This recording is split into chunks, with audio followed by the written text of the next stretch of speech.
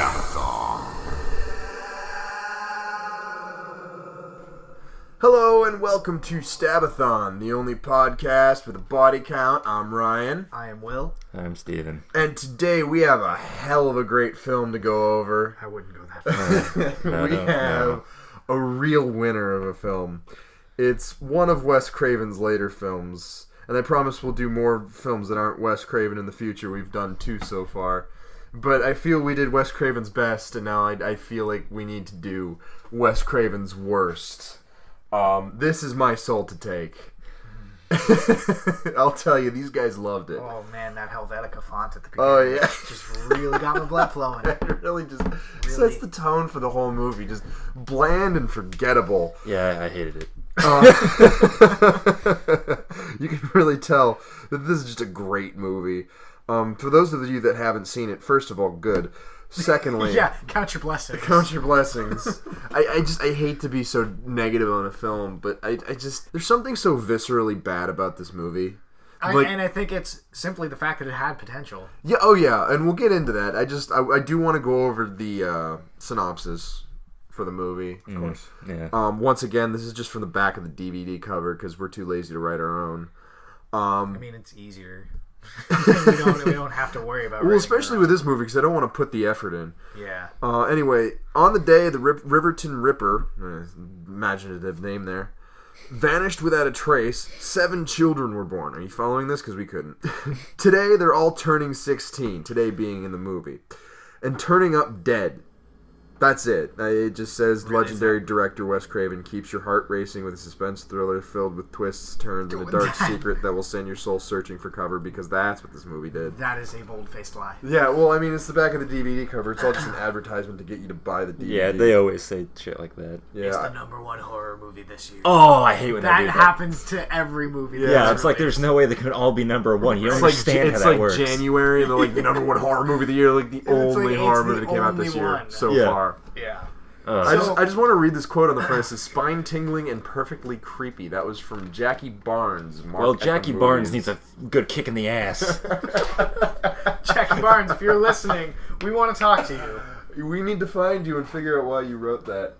Who paid you? I just want to say, this was a Wes Craven film, and I don't feel good about ripping into this, but I gotta. We need to talk about the plot first. I really enjoyed watching you guys watch this. So, like, I got a perverse sense of pleasure for making you guys watch this movie, because I knew it was going to be bad. That's why I was really excited to do this film. Yeah, Steven's dead inside, I'm dying inside. And I'm perfectly happy, because I've seen this before. So, all the emotions are just, they're right here. Oh, yeah. So, anyway, you can go over the plot.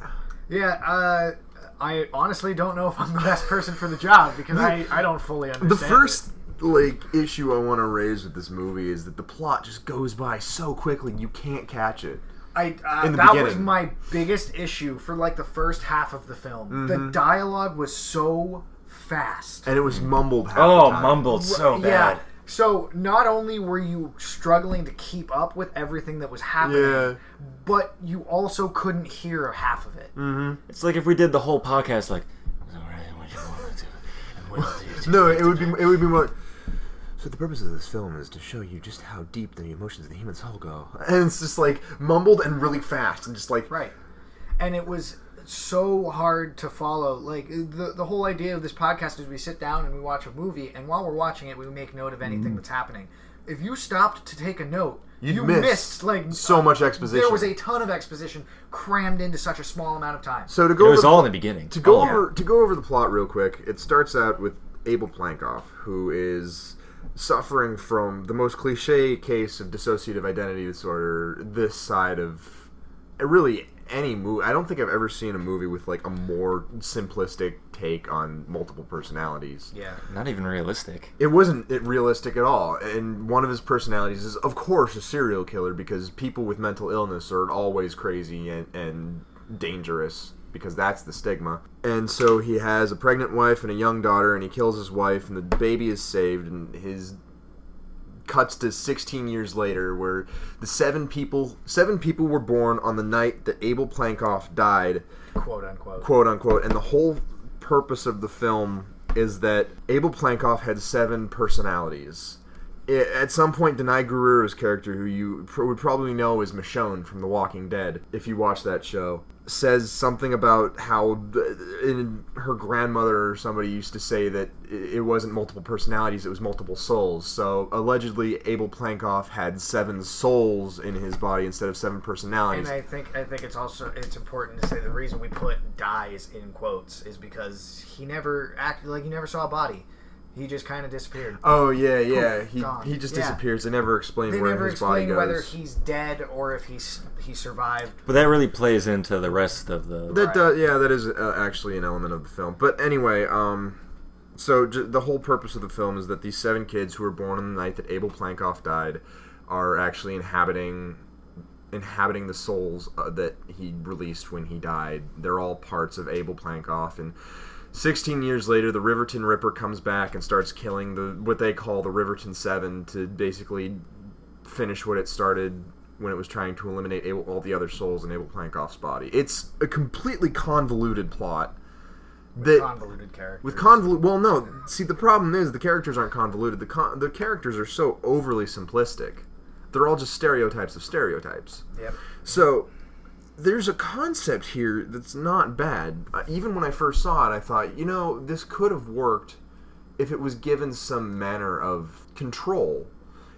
I think part of the problem was Wes Craven was getting to the age where he just couldn't write teenagers. And he couldn't write, legitimate teenage drama. He was 60 or 70 when he wrote this movie. Mm-hmm. And I feel like it shows because none of the characters are realistic in any way. No. Right. But I think that if it was given a better writer, because Wes Craven was a brilliant director right up to the end, if it was given a better writer, even someone like Kevin Williamson, who did the Scream movies, or most of the Scream movies, it could have been decent at least. Mm-hmm. But the way that it was handled was so off. And I feel like there was a lot of untapped potential with some of the symbolism, because there was they keep referencing a condor. The California condor keeps coming in, because of course the Wes Craven film. So actually, no, it didn't take place in California. It took place in Massachusetts. You wouldn't know that unless you were paying careful attention, though, because on one of the police badges it says Riverton, Massachusetts. Oh, okay. I wouldn't have caught that. I don't think we finished the rest of the plot though. That's the rest. What's the rest of the plot? People get killed. We find out that. So the main character is this kid Bug, who is actually the son of the Riverton Ripper, but he doesn't know it until the end of the film. He has a friend, Adam, who we find out, spoiler alert, is the killer. I don't watch this movie. I'm going to tell you right now, I'm not going to put any spoiler alerts because it's not a good movie. If you want to watch it, you should probably do something else with your life. Listen to our podcast. We suffered for you. We suffered for you so you wouldn't have to watch it. So Adam has a friend, or Bug has a friend named Adam. The rest of the Riverton 7 are Brittany, who's the stereotypical popular girl. Brandon, who is a stereotypical jock kid. Penelope, who is the stereotypical Bible-thumping religious girl with heavy-handed Bible references. There was a lot of heavy-handed religious overtones. Oh, absolutely. There's Jerome, whose only character trait is that he's blind. Yeah. And is that it? Did I get them all? Adam, who's an awkward dick. The one kid who died in the very beginning off the bridge. Oh, the Chinese kid who was given, or was he Korean, or I don't actually know what. Some type of Asian. They never explained who he was. He didn't have a character. Again, that was at the point where the action was happening so fast that I couldn't keep up with it. And I was like, okay, this kid's dead now. So he dies. He's thrown off a bridge, and it's like, all right, I really felt connected to that character who sped through his dialogue so fast that. I hate to give a full recap of the plot because we could be here for the entire episode. Well, one of the more important things was the nurse on the night that the kids were born. She was there was Bug's aunt, and she adopts him and the sister. Yeah, the other thing is that her name was May. She's Aunt May. Yeah, she's Aunt May. And Bug is Spider-Man. This is actually Spider-Man's third origin story. Yeah, it's a little more tragic. a little gorier. A little darker than what Marvel's used to. Really, the only thing that's similar was Aunt May. The fact that he called himself Bug. Yeah. That was never explained. Yeah, no. Why does he call himself Bug? Because his name's Adam. No. Adam was... Wasn't No, it? Adam was Bug. Yeah. Okay. You're thinking of Alex. You're right, I'm thinking Yeah, of his Alex. friend. His name's Sorry. Adam, so why the fuck? So- Bug doesn't rhyme with Adam. It doesn't have anything They to do never with explain why his name Yeah. is at Bug. Why he calls himself Bug. that. Like, his name was Thud. I don't know. Thud. I don't know. The dad was crazy. It doesn't matter. That's true. Like, I imagine the dad, he's like holding the child. He's like, looks Little like a baby thud. Thud. Looks like a thud. Yeah. You gotta figure, the dad died before he was technically Yeah, that's born. true. I know. So I guess Aunt May. He looks like a Thud. Yeah, she's like, wow, this is an ugly child. I'm gonna call you Thud. I mean, the plot for this movie is just... It's so, like, convoluted, and it goes in so many different directions. There's another character named Fang who... I feel like I'm going to try and describe this for those of you who haven't seen this movie, and I'm going to try and do it as succinctly as possible, but I have a feeling it's not going to make sense to anybody, because it doesn't make sense to you even if you watch it. But apparently Fang is like this queen bitch character who kind of rules over the school like a mafia don almost. Oh my god, yeah, like, that's the perfect explanation. Yeah. She's a mafia She dog, has like these lackeys that work for her, which are like the other popular girls. where all and she has to do is say one word and they know exactly what she they'll do means. exactly what she's. Yeah, she's like, window, and they're like, oh, They open the window means for her. Yeah, open the window so she can smoke in the school. Like Yeah, a garbage bag. and like a garbage bag. Let's be honest, that's how she started. Yeah. Anyway, the other, like, she also has the other kid, Brandon, who's the stereotypical jock, one of the Riverton Seven, who's like her enforcer. She'll give him she'll give one of her lackeys like a name and a number, and then they'll give Brandon that name and number, and he'll give them the punishment corresponding with that number.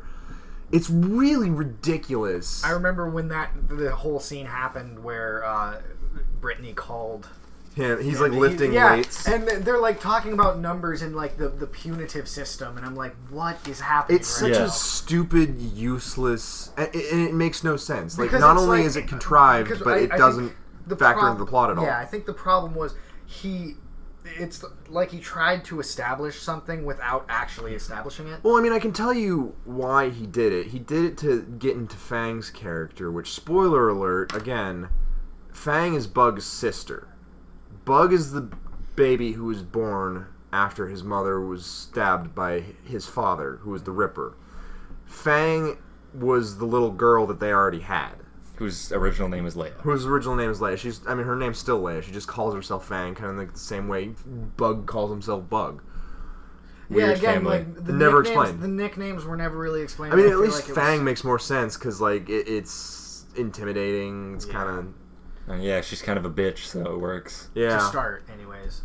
Because I mean, she actually is the only character that had a character arc. In this film, Fang is the only interesting... Every single person in this film is a stereotype, as I said before. Mm-hmm. Nobody had... Most of them die before they even get a character arc started. Oh yeah. Penelope's just like this average, stereotypical Bible-thumping girl who just gets offed pretty unceremoniously without ever actually serving the plot other than to tell people that they're going to hell for whatever reason. Like, Jerome, again, is just a blind kid. That's all his character is. They never actually flesh him out at all.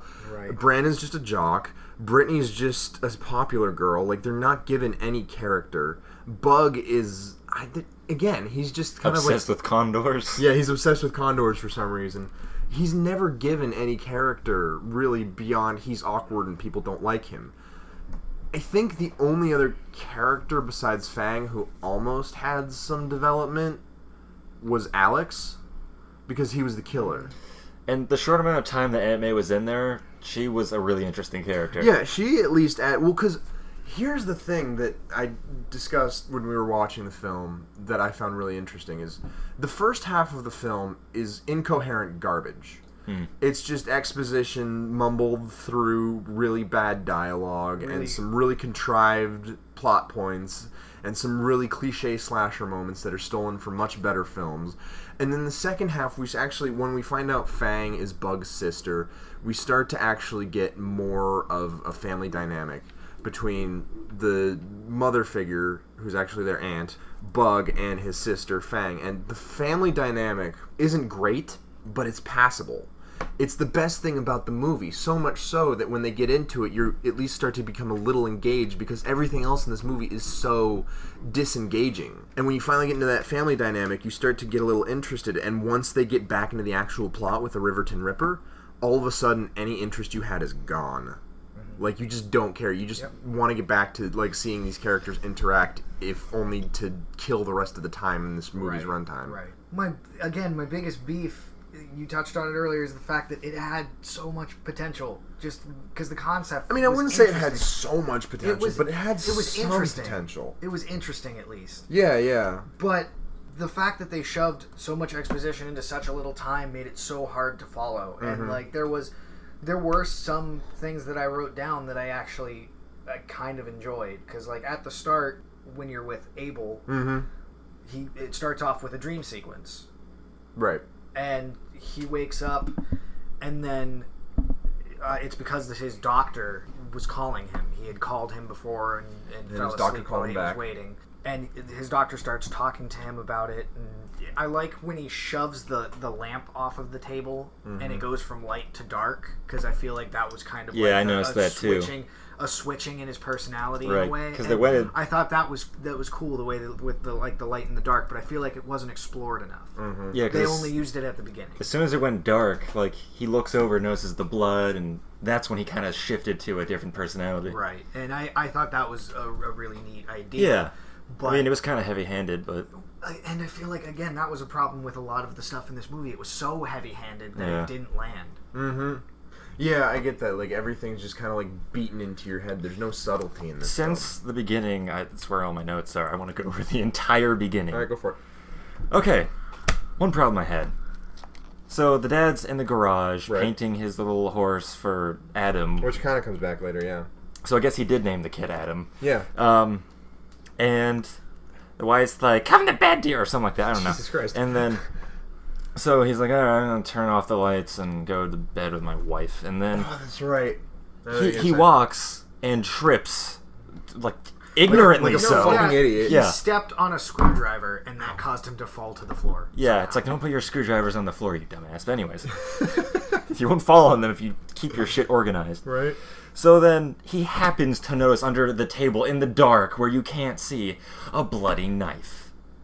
And it says vengeance on Well, I it. want to bring up the news program at the beginning because they, like, have an image of the Riverton Ripper murdering somebody, and they have, like, his knife raised in the air, and they do that stupid zoom and enhance cliche. Oh, yeah. Yeah. And it's like somehow they get like a perfect, crystal clear image of the knife and the word vengeance written across the blade. Like, we couldn't see that some other time Yeah. in the film.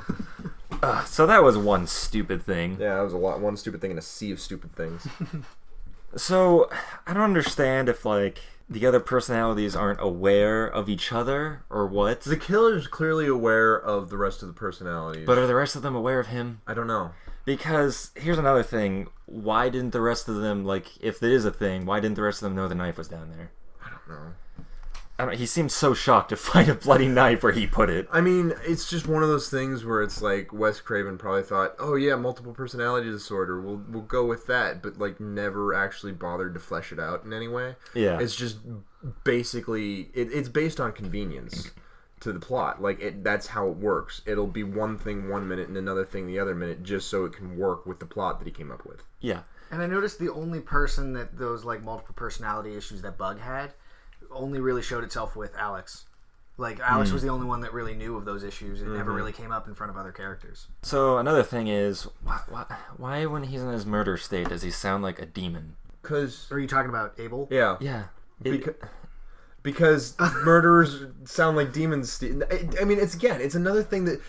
I think it was just the movie trying to say, okay, now he's in his murder character. Very heavy-handed. Very heavy-handedly. That seems to be the theme of this movie. Yeah, because it goes Everything's from like, heavy-handed. oh, I'm a human man to, and it's like, okay, well, that's... Yeah, now he has like a voice modulator. Yeah, that's exactly what it sounds well, like. I mean, there are cases of people with multiple personality disorder like changing their voices in accordance with personalities. Yeah. So I guess the last thing I have in the beginning is nobody in that murder room seems objective. They all have their unusual biases towards this man. Like, the cop immediately walks in, he's like, you fucking murderer piece of shit. And then the doctor says he's not a monster, he's mentally ill. Yeah, he's like, shake his hand or something. Well, because he's like, thank you. Like, after Abel gets shot, he's wounded and on the floor. He's like, thank you. And he, like, holds his hand out to the cop who's, like, rightfully suspicious. And then the doctor's like, would it kill you to be human? Yeah. And so the cop's like, oh, I guess I'll shake his hand. What's the harm? And of course, when he shakes his hand, Abel pulls him in closer, grabs his gun, and shoots him with it. But he's wearing a bulletproof vest.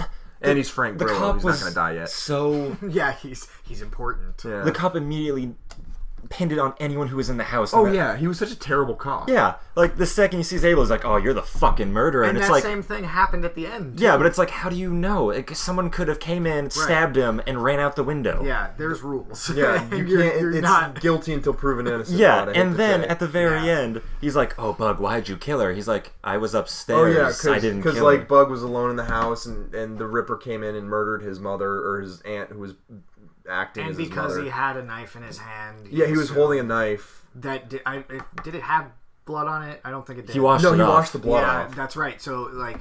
So, I mean, it's one thing to be like, okay, he has a weapon, there's a dead woman on the floor, I can suspect him. Yeah. But immediately he's like, Bug, why did you kill everyone? Yeah. He just assumed. I mean, he did find his cell phone next to one of the dead bodies, but again... But that's not...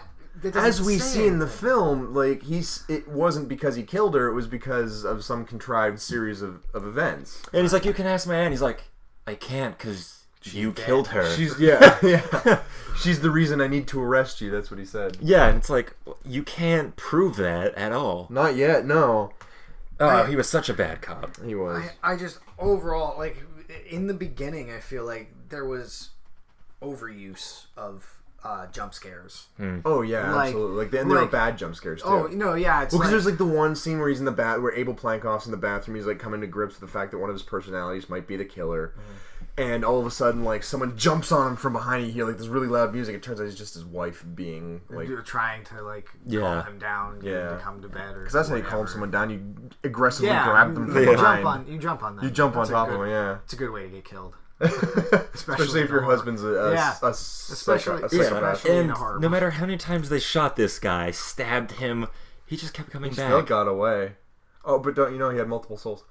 Yeah. Well, yeah, he had multiple souls and some supernatural bullshit, probably. That's the other, like, you can pretty much explain everything in this away with, like, some supernatural bullshit. Yeah. And that you don't need any further explanation. Yeah, which is not a good way to do your movies. Exactly. The other thing I want to bring up before we go any further is how bad the chemistry between all the characters were. Until the end, when we started getting, like, the more interesting family dynamic, throughout most of the movie, like, none of the characters had any chemistry. I agree with that. I guess Alex and Bug kind of did.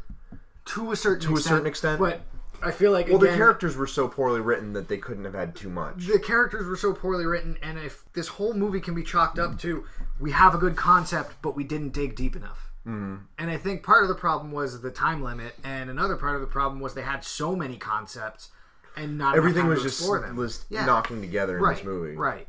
And because the exposition was so heavy-handedly most of the dialogue was exposition in the beginning, so we got no character dynamic. Exactly. It's just like these people are talking and they're their friends. They're trying to establish characters by introducing as many as they can in a short amount of time. Right. And that's exactly what happened, and it led to chaos. It was so hard to keep up with because the delivery of the lines was muttered and very hard to understand, because not only was it fast, but you couldn't hear it. You couldn't hear it. Yeah, you really couldn't. Like, we had the TV up all, like, so high, and, like, we're all crouched close to it trying to hear what the hell they're saying. We just couldn't. But of course, in the beginning, we're starting to, like, develop the dynamic between all the characters, and like I said, Bug and Alex at least kind of had some character dynamic evolving. Like, they were at least clearly friends. But then there's, like, the one girl, Brittany, who, like, Bug's supposed to be infatuated with, and she has, like, a secret crush on him because, you know, that trope hasn't been played out. And that also never went anywhere. Well, it never went anywhere, and it was never convincing to begin with. Like, the only, like, inkling that we got was that stupid line where Bug's like, she's so beautiful. And, just, like, very flat and, like, unconvincing, which can describe most of the line deliveries in this film. Like, there's only, like, a couple actors that... Well... like Frank Grillo and Denai Guerrero were both in this, and I know they're both good actors, very talented actors, and I don't understand like they both turned in such really bland performances. And it was I think it was just the material they were handed. So I have to hope that maybe some of the actors involved with this weren't as bad as they seemed. Yeah, and I know we touched on this, but the connection between Bug and Alex, especially the scene after the whole like Feng in the bathroom scene where they were like eavesdropping on her. Yeah, so I feel like we need to describe this. Go ahead. Fang would hold secret meetings in the bathroom with her posse where they would discuss business of the day, and no one was allowed near them, of course, because then like Fang would issue punishments that Brandon would carry out or whatever. I mean, it's so convoluted that it's impossible to keep straight after a while. I don't understand how Wes Craven thought that's how teenagers worked. I can't honestly understand why anybody would think that. Like, even an old man. Anyway, so that whole thing was going on. But they were trying to Well, okay, yeah, they were trying to eavesdrop, so, like, Bug left his cell phone in there, and Alex was listening through it on the other end to their eavesdropping. And where were we going with this? The whole scene with Bug and Alex in the hallway. Oh, right. So like afterwards, like they hear all this stuff that they didn't want to hear, and Fang is convinced that Bug is a murderer. Fang is convinced that Bug is a murderer. She said that much to the girl that Bug has a crush on, Brittany, who of course claimed that she had no feelings towards Bug because it wouldn't be like the popular thing to do, even though she clearly does, which again is another trope that's so played out. It's ridiculous. And it never fully explored in this movie at all. She dies like not even maybe halfway through. That's about it. I think so. Her character is never resolved or anything. Right. It's so pointless. And so like they're freaking out because they didn't want to hear. Oh, she said Alex uses Bug as his trained monkey. And so they're kind of freaking out because Alex thinks Bug is like some kind of freak, and Bug feels like Alex is just using him. And so they're having like this fight, and all of a sudden, like this. It's like a lover's spat. It's like a lover's spat, yeah. It's really weird. All of a sudden, this thing happens. The opening line for it is, "You're not me, okay?" Yeah, and then all of a sudden they start mirroring each other's moves. Really weirdly. Like Alex is like he'll like move his hand, and Bug will move his hand in like a mirror fashion. The exact same way. Yeah. Yeah. And they're just like talking, like everything Alex says, Bug says simultaneously. Yeah, there was no reason for it. There's a point where they turn around and they turn back. It was like this. Yeah, it was like the scene in the Marx Brothers movie Duck Soup, where like Groucho's like standing across from Harpo, and they're doing like the mirror thing, like mimicking each other's movements. Except it wasn't funny this time. Except it wasn't funny at all. It was just stupid. And it ends when Alex slaps him across the face. Alex slapped him across the face, and they're like, "What just happened?" Yeah, and it's never explained why that happened. Can I just say that was my exact reaction after that scene? Yeah, because what just happened? I mean, I just wrote it down as the stupid mirror scene. Yeah, it was. It was very stupid. So weird. I just want to talk about my favorite line. Go for it. Prayer conditioning. Yes. You wrote the whole thing down. I did. The full line. Just to give you a hint of how bad the dialogue in this film is. This is said by one of the religious nut, Penelope. Yeah, Penelope. Her line is, let me find it here. If things get too hot, just turn up the prayer conditioning. Such a great line. No, it's not. It is absolutely not. That is one of the worst lines I've ever heard. You wrote down like a ton of quotes. Oh, I did. From this movie. You're a condor, you eat death for breakfast. That was terrible. I wrote down simply for the principal, I hate condors. Yeah, for some reason. And why was he so pissed off? He was like, your son dressed like a condor. Oh, yeah. It's not even an American eagle, because eagles are Americans. American Eagles is a clothing store, dude. Yeah. It's a bald eagle, you idiot. Yeah, the principal was like berating Bug's mother, who was actually his aunt. And he was like, he dressed up as a condor. Why couldn't he be an American eagle or something? And it's like, because that wasn't the report. Oh, I do have to say, another line that I liked from Penelope was, eyes up and gird your loins. Yeah. the battle is coming or something like that. Again, there were some like snippets of like, okay, come on. Yeah. Throughout the dialogue. It continued to happen. The only note I wrote about the dialogue in this film was this, and I quote, the dialogue just crackles. Yeah. I remember when you said that. And I love I love the moment where Brandon, the jock, right, is he's talking about how he got Principal Pratt's daughter pregnant. Yeah. And then he's worried that, like, if he goes to jail, that Principal Pratt will have him murdered in his cell. That's right. Because the high school principal would totally... Look, like, man, we're living in a world, or at least when you watch this film, you're living in a world where the high school is run by one super pretentious girl who acts like a mob boss. So clearly, this is also a world where the principal can have somebody just murdered in their jail cell, especially a kid, for impregnating their daughter. But one scene that perplexes me, and I'll probably die never knowing why. Probably, that's a safe bet. That's a good way to is the scene where him and Alex, I think that's his buddy's name, murderer kid or whatever. The guy with the whiny voice. Yeah, that was Alex. He dresses up like a condor for the presentation. I'm so glad you brought They did a presentation on the condor, and somehow Bug made the super elaborate condor costume in a night.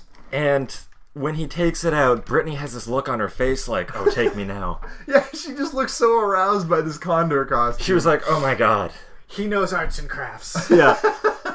So I just love a boy who knows arts and crafts. And so then, after all this happens, at the very end of the presentation, the bird costume vomits on the bully kid, the jock. Yeah, whatever his name is, Brandon, and then the parent also shits on him as well. It shits on him too, yes. And then Brittany still looks like, oh my god, that was even better than the first. Hot. Yeah, I love you. Oh my!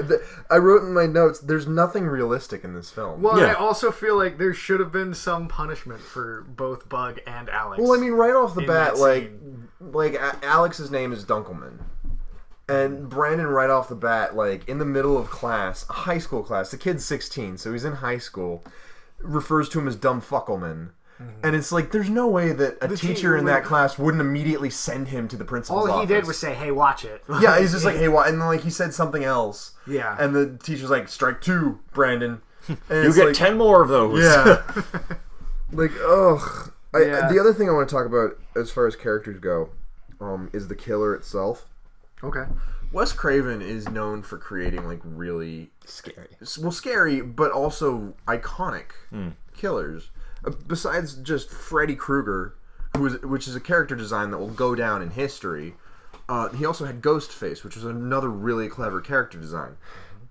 The cannibals from The Hills Have Eyes are also very recognizable, and I feel like the killer in this movie, I wrote down, it's just a black blob on the screen. Like, he was everything that the previous characters were not. Yeah, he was forgettable. He was muddy. Like, you couldn't make out exactly what was going on with his costume at all. As I said, he looks like a hobo trying to look like Rob Zombie. Yeah, he looks like Rob Zombie, like, dressed in all black, filmed in all black. Like, the character is so dark, it just looks like a black blob moving across the screen. Like, you can't make out any defining characteristics of the killer. You can't see the mask at all in any kind of detail. And I think if we're going to talk about the killer, we also have to talk about the effects. Because the CGI blood was awful. Yeah. And there was continuity issues with it too. Oh, that's right, because they killed Brittany. Brittany's dead. She's like they hung her from like a tree, right? Yeah. And like, yeah, that's right. They didn't show her full body, but it was like from maybe like the midsection down to her feet. Like you could see, and you saw this blood just like splattering, like just spraying out of her. And it's, clear she's dead. She's just, like, swinging back and forth. Right. But when you see her next, like, from the chest upwards... I would say it's, like, the reverse shot. Yeah, it's the rest of her. There's not a single drop of blood on her. Anywhere. Yeah. Like, even if she was sliced below where the camera was showing, it would have sprayed upward a little bit. It would have splattered. Yeah. But it's just like, no, there's no blood on her. Another useless effect was when the murderer was killing the cop. It just went in slow motion for no reason. Yeah, just like went straight into slow motion for no reason. The only time that ever happened. Yeah, that was the only time that happened. And it really stuck out because it's like, why? Yeah. It's like if it happened more often, you'd be like, oh, it's just part of the movie. But it's like this... Like it was a stylistic choice or something. But even then, I feel like the style of this movie was kind of all over the place as well.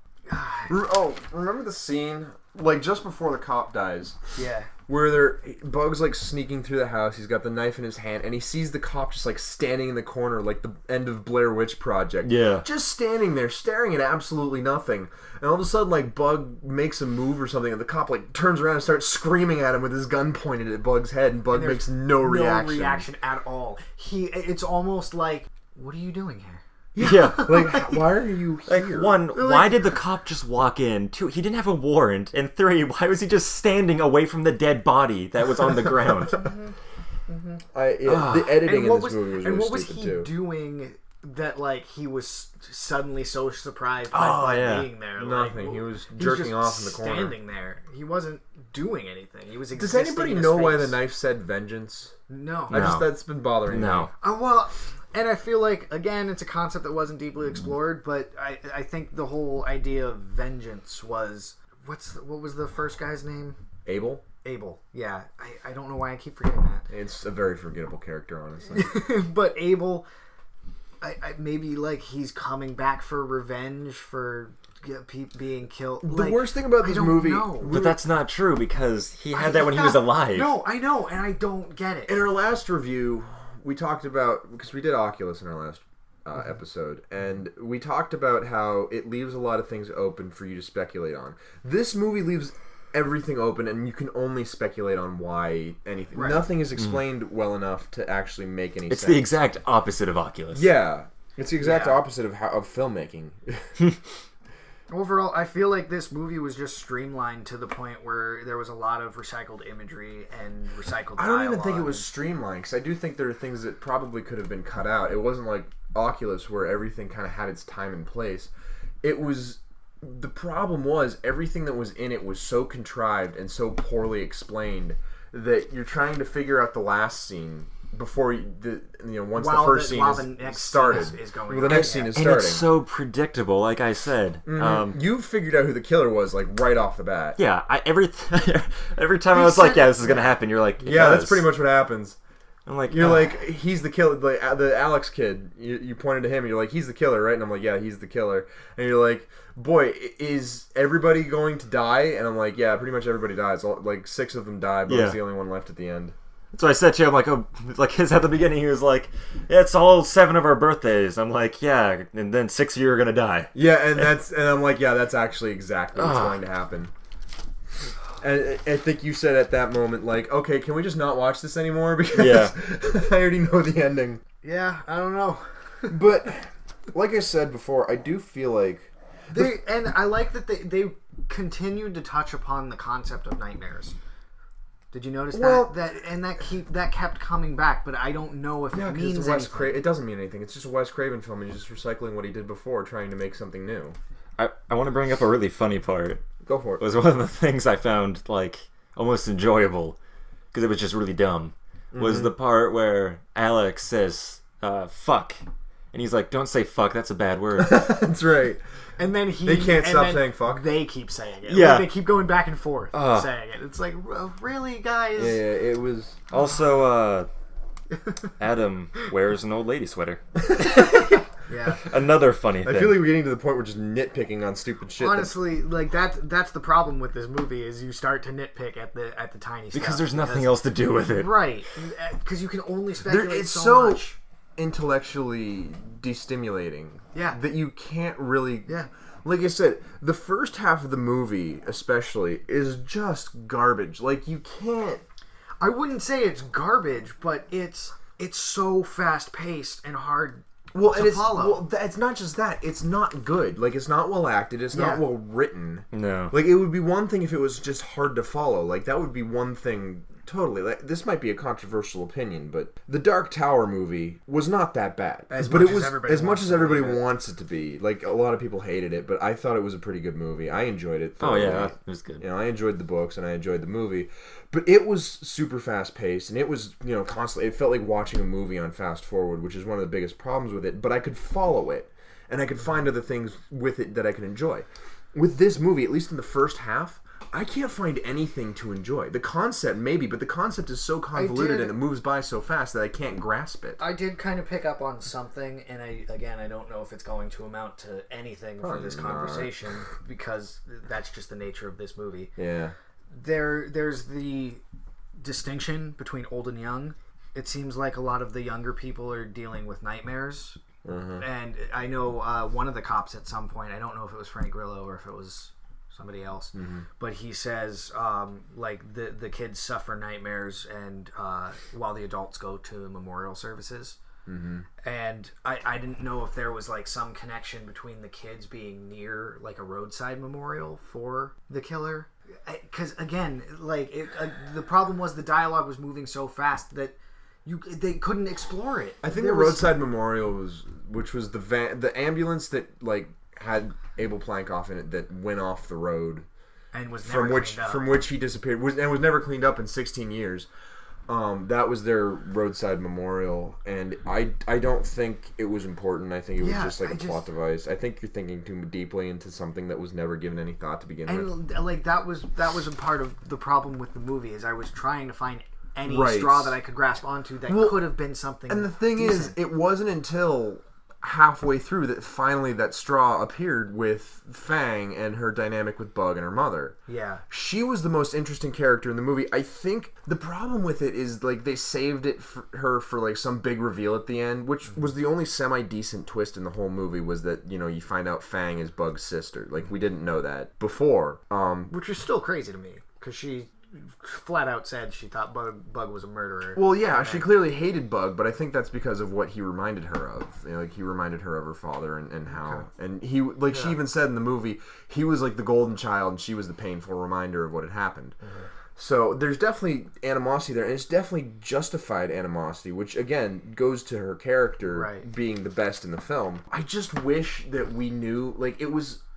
even though the twist was probably the best in the movie, and that's not saying much at all, and even though it made sense in context of what we had seen up to that point, like there was nothing before it that had contradicted the twist at all. Like, it's not like you go back and you're like, well, if she's his sister, then why does this happen? Like, there's none of that. It makes sense. It's handled well enough. But I think the character dynamic could have been better if they just didn't relegate it to a cheap twist at the end. If they had actually set her up as his sister, and then we could have seen their relationship change and grow throughout the course of the movie, instead of seeing the whole thing shoehorned into like 15 minutes of the film.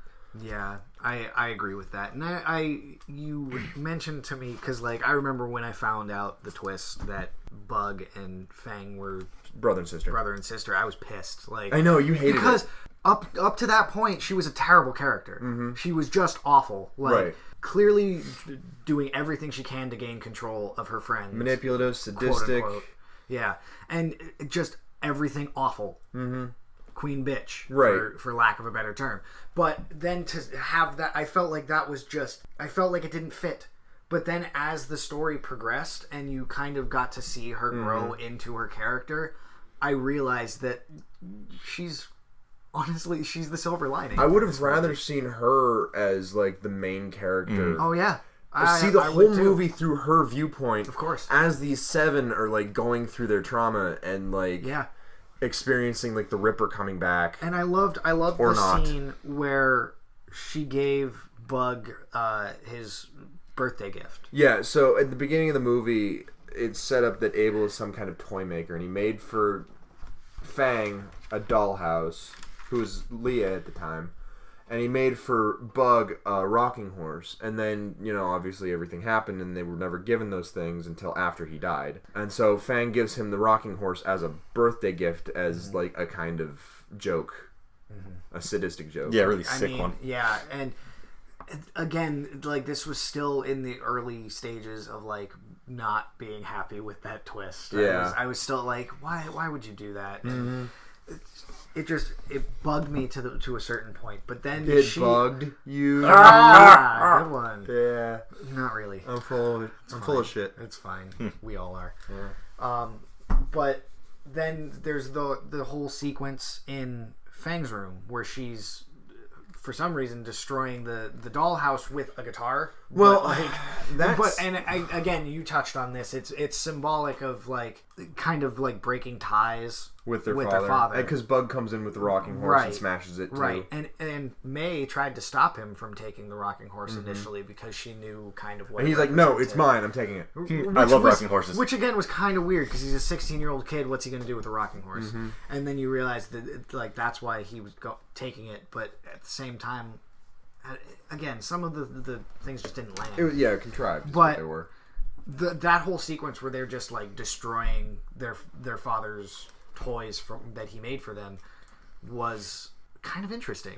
It was probably like the best character moment in the film where like Abel Plankoff's children were, taking back the power that their father had taken away.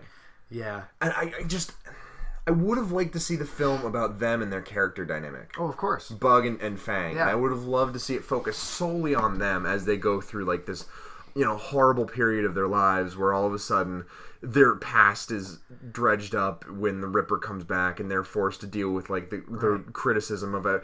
I would have loved to see the multiple personality angle just taken out. I would have loved to see the Ripperton 7 taken out. Yeah. They could do something else with some of those characters, some of the more redeemable ones, I guess. Right. And I would have loved to see the whole movie focus around Bug and Fang working through their trauma while a killer is copycatting the one that their father. Yeah, definitely. And I thought it was interesting, the scene, if I remember correctly, it happens after the destruction of the toys, but Fang starts yelling at Bug about her being a painful reminder. No, that was before they the destroying of the toys was like their bonding moment. It was the moment where she's like, maybe he isn't so bad. But I thought it was interesting.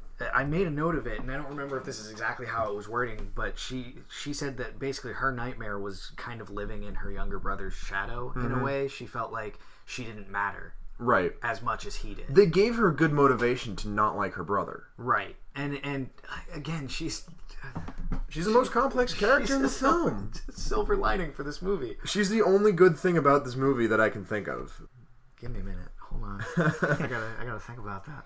While you're doing that, another thing I just detested was there's a lot of that. At the very end, Adam is like, "Oh yeah, all 7 of us have the 7 souls of my father in us." And where the fuck did you get that idea? Oh yeah, somebody told him at some point, not even in the film, just he mentioned that somebody had told him at some point that either Abel Plankoff had died, or Abel Plankoff had not died, he had survived, and now he was back and killing people, or Abel Plankoff had died and his personalities had gone into the bodies of the Ripperton 7, and now he was haunting them and killing them off. So why would he even believe that? Why would he even bring that up? I don't know.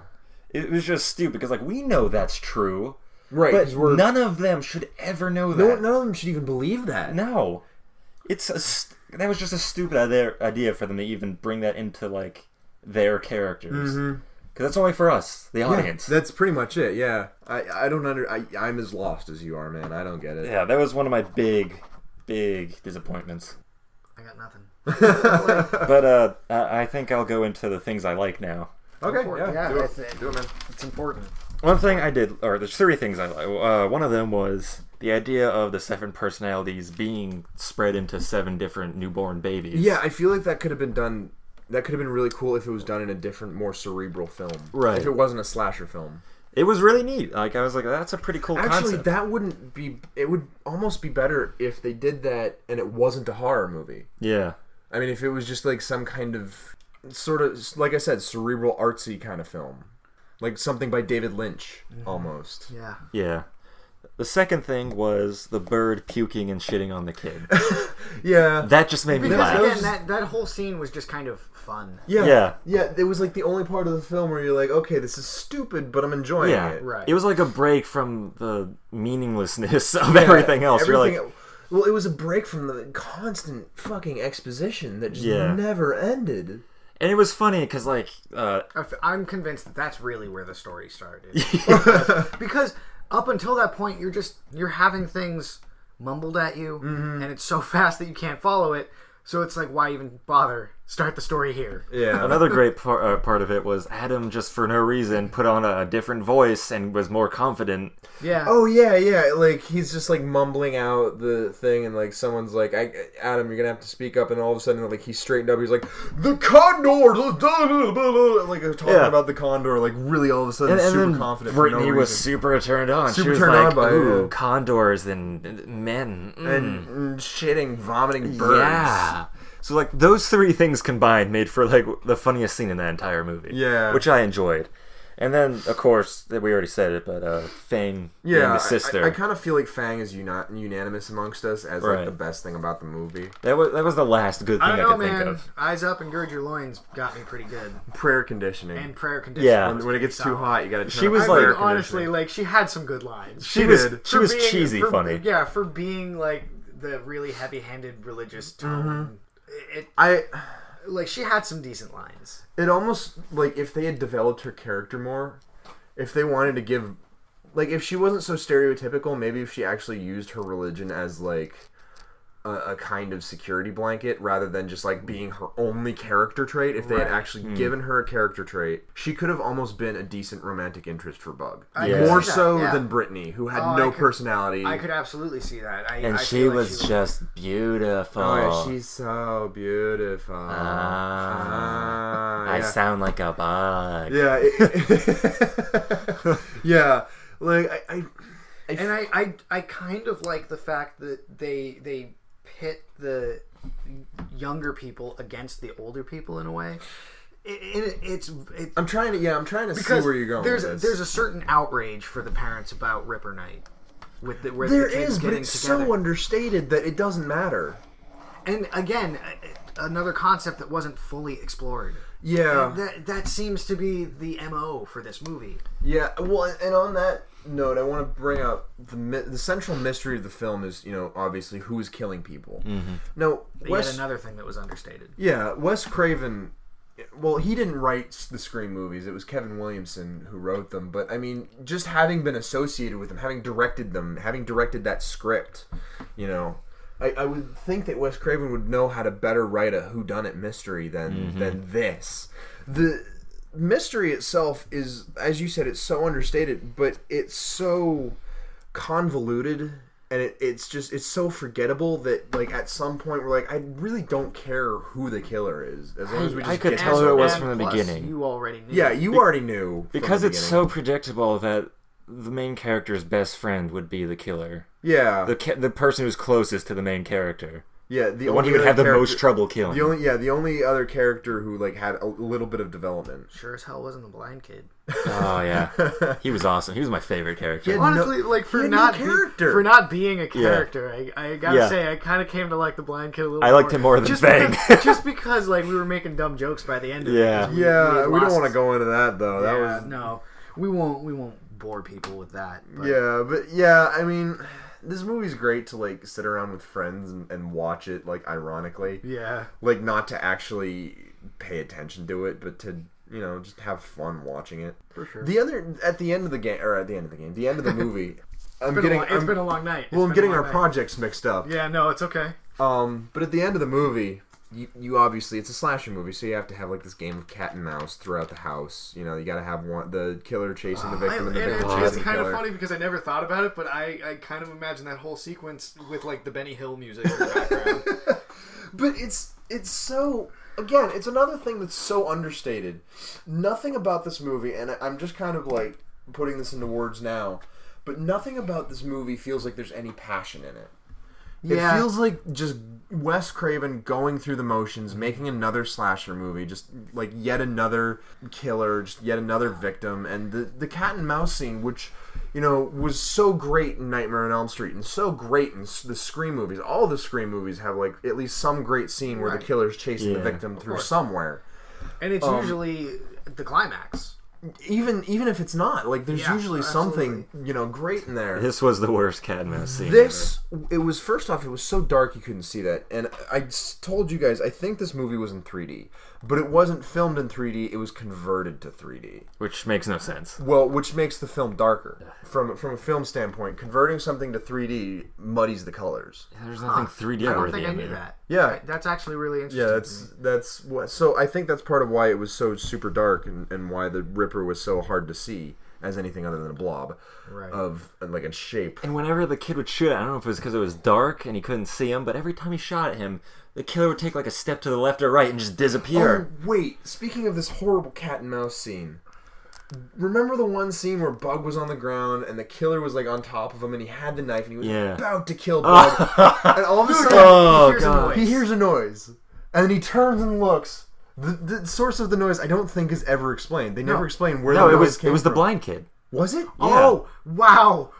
You're absolutely right. I never thought of that. Because he was in the closet hiding. Honestly, that flew way over our head because we weren't thinking about it. But even so, like, he hears a noise and he gets up and runs away up the stairs. Instead of taking care of Instead of killing Bug right in front of him. He doesn't run, he scuttles. He scuttles. Kind of like Zoidberg in Futurama. Yeah. He does scuttle. And here's the dumb thing. Alright, so it's the blind kid going in the closet, right? Right. No, it wasn't the blind kid going into the closet. It was the blind kid climbing in through the window. Because remember, he got stabbed when he was halfway through the window. How would a blind kid be able to climb in through the window? I want to know that. No, because he did that before. He did that before because he said later that he would have had Alex would have had enough time while he went downstairs to confront the cop to stab the blind kid and then come down and attack him. Remember, he said that in the movie? Right, okay. But why did he go back upstairs? Why didn't he just kill Bug? Because and then go back upstairs? He already knew the only person up there was the blind kid he already stabbed, so why did he freak out? The kid's blind, he's been hurt, so he's not going anywhere. He's just stumbling around because he can't see. He's trying to find a safe place. It's just another contrivance used to keep the main character alive. There's a lot of that in slasher films. So he was just like, oh, the kid I didn't finish off. I better scuttle upstairs and find him. Can we talk about Bug's tiny bed? Because I didn't realize the nitpicking. There's the one scene where Bug he opens his window and then his mother or his aunt or whoever comes in and sees that the window's open and he's gone in his room and she freaks out and she thinks he's left. And then we find out he was actually just hiding under his bed, but his bed is so small. And I didn't notice it until Steve pointed it out. Steve was like, "Wow, his bed is really small." It's tiny. Like, how did he fit under? Yeah, and he climbs out like it's a fucking clown car. Like he just folded himself up underneath there, or like he's Ant-Man and he shrank. That's in my headcanon now. Dude, the guy wears grandma sweaters. He's capable of anything. I don't know if I go that far. He's not capable of saving this film. Again, I keep coming back to it, but Fang is the best thing about it, and that's really all I can say. There was no other that's the blind plot kid. point. That's about it. I mean, I think it's time for body count. I think so. This is the Stabathon body count. Just in case you don't know, in case you didn't see the last or listen to the last episode. In case you didn't see the last episode, neither did we because it's an audio only show. Maybe we'll get video one day. Who knows? Podcoasters. We're gonna make Stabathon podcoasters. Awesome. Those will be our first merch. We've got a plan in place. But in case you didn't listen to the last episode of the podcast, at the end of the show we do the Stabathon body count, wherein we each individually give the movie that we're reviewing a rating based on how many out of 10 dead bodies. We don't count stars, we count dead bodies because we're Stabathon. So I just want to go around as usual. We'll start with Will and we'll go counterclockwise and come to me at the end. So Will, what is your body count? I was originally going to say 5 out of 10, but I think that's being a little too generous. I would say probably a 3 for me, just because, again, the only real silver lining to the movie was Fang, and even then, it still wasn't really enough to save the movie. Yeah. Overall, it just felt rushed. And it felt rushed and it felt bland. Passionless. That's a good word for it. Very passionless. Yeah. So I'm sticking with a 3 on this one. Steve? I'm going to give it a 2 because it was horrible and it only gave me a few laughs. Yeah, momentary comedy. And as you know, I love laughing at horrible movies, and this movie was horrible, and it didn't make me laugh very much. Yeah, I'm surprised. Like, you usually love watching terrible... Like, we watched Pay the Ghost the other day with Nicolas Cage. Pay the Ghost was a kind of funny, terrible. This was just bad. Because Nicolas Cage, and Nicolas Cage is known for... Not even just that, but the story itself and everything was so... Yeah, ridiculous. There's a blind guy in that too. We're gonna get to that. What is it about terrible movies? Oh my god, that was hilarious. I have nothing against blind people. I don't find them funny, but the two times that they came up now in bad movies, it's stupid. I just don't want people to think that I love making fun of blind people because I don't. So I really thought mine was going to be a little bit controversial, but I guess not, because I went with the 3 out of 10 dead bodies, just like Will. And my reasoning was because, first off, Fang, obviously. I really enjoyed Fang's character. I have to admit it. And she was the only character that made me feel an emotion. Yeah. Like, I actually... Even because of the anger that I felt when she was screaming at Bug, she was a good actress. I at least felt like she was actually angry. Mm-hmm. And, like, you could see, like, all the passion and the emotion coming out of her. And the other reason I gave it a 3 out of 10 was because I thought the concept was, while flawed, not bad. Like, I felt like there was potential there. And I do appreciate movies, at least with a good concept. Like, I hate movies that are not only half-assed, but are also just, like, the concept itself is bad. Or bland. Like, they didn't put any thought into any part of it. Some thought went into some part of this movie. And for that, I can find some silver lining, and maybe even some inspiration. But, I mean, other than that, there's not a lot to go off of in this movie. If you're planning on ever watching it, I would say only ever watch this if you've got a group of friends that like bad movies, and you got, like, a couple beers, and... maybe a pizza or something, and watch it with your friends. Don't ever watch it alone. Don't ever expect anything from it. The problem was, for being what it was, it took itself too seriously. It almost. did. It did. And I feel like had it not taken itself as seriously, it could have been a better movie. Kind of like the Scream movies, where they were more like horror comedies almost. Yeah, and it really played off of that whole vibe throughout the entire series, even. Well, I mean, with that, I think we'll sign off on another episode of Stabathon. I've been Ryan. I've been Will. I was Stephen. Yeah. He's dead now. We've killed him. We killed someone every single episode. You know, we are the only podcast with a body count. Anyway. But we'll always come back, with the next episode. Death isn't permanent. Well, yeah, because, you always got to come back for the sequel. Of course. Oh, God. Anyway, that's it for this episode. Hopefully we'll see you next time. Stay scary, folks.